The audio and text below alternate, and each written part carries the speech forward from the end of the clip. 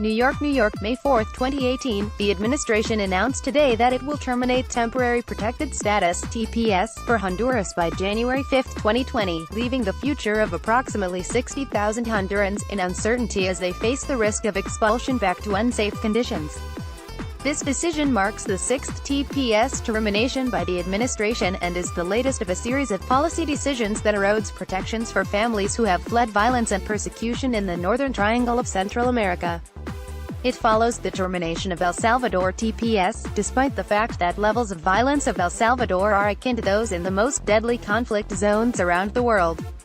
It also follows the abrupt end of the Central American Minors Program, which resulted in 3,800 children having their cases administratively closed without their claims for protection heard and without a safe alternative pathway to reunite with their parents lawfully in the U.S. The International Rescue Committee (IRC) is troubled by this most recent decision, as conditions remain unsafe for Hondurans to return and it risks further destabilizing an already volatile region. In 2016, Honduras had one of the highest murder rates in the world with more than 5,000 murders, at a rate of 59 murders per 100,000 people. Honduras has one of the highest rates of femicide in the world, where there was a woman murdered every 14 hours in 2012, according to the Center for Women's Rights. Gangs in Honduras threaten the local community by extorting small business and families.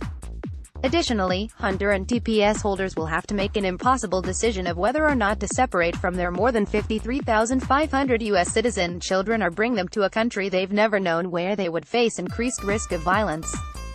IRC field offices across the United States have helped Hondurans and Salvadorans receive TPS and know how integral their contributions are to communities and the economy.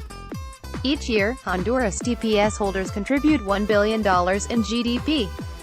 85% of Honduran TPS holders are in the labor force. The Center for American Progress had estimated the U.S. would lose $164 billion in GDP over 10 years if TPS holders from El Salvador, Honduras, and Haiti were removed from the labor force. The Immigrant Legal Resource Center had estimated that deporting all Salvadoran, Haitian, and Honduran TPS holders would cost taxpayers $3.1 billion, and ending TPS for these countries would also result in a $6.9 billion reduction to Social Security and Medicare contributions over a decade. It's imperative that Congress create a pathway to lawful permanent residency for Honduras TPS holders as well as the other populations, including Salvadorans, whose protections have been revoked or denied.